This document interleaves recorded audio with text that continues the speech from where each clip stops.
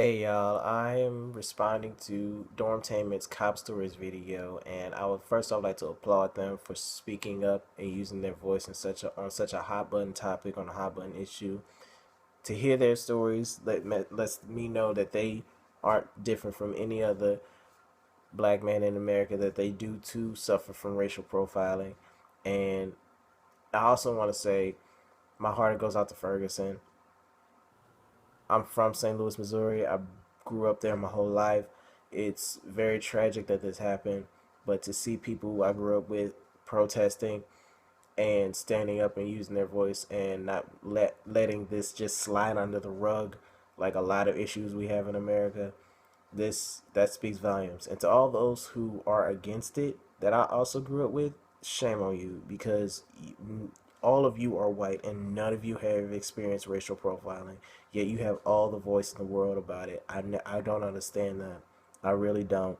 It's confusing. How can you say there's no racial profiling if you've never experienced it? That makes no sense to me. But anyway, that's not what I'm here to do. I'm here to share my cop story. So a couple months back, I live in Georgia now. A couple months back, I was driving to class after lunch. I was going, the speed limit on the street I was on was 45. I was going 45. A cop pulls up behind me. Now, cops drive down. This is a very busy street, so I don't think anything of it. I stop at a light. I look in the rearview mirror. The cop is now so close to me that he could have been driving as well. He could have been driving my car. That's how close he was on me. Before the light turns green, he flashes his lights. Now, my very first thought is, what did I do? As a lot of people who get pulled over think. But my next thought is, okay, I'm gonna pull over, but I saw a gas station. I was like, I'm gonna pull over there because cameras and witnesses. I have two sets of ways to basically refute my story if something goes down.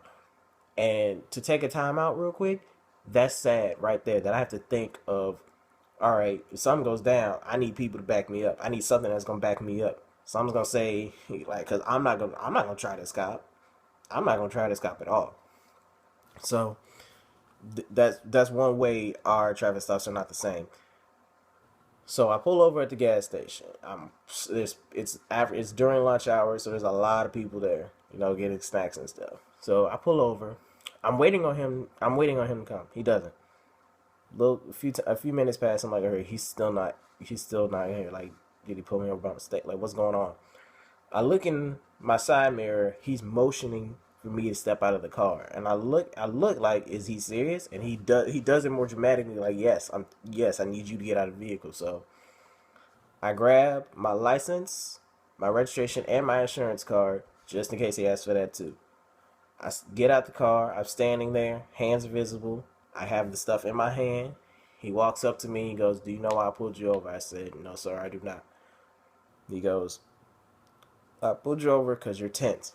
Now, my tints are dark. I'll give him that. I will give him that. However, my car isn't registered in Georgia. I bought it in Missouri. I paid Missouri taxes on it. It has Missouri plates. I'm not 100% sure, but I'm pretty sure he can't tell me what my tints can be.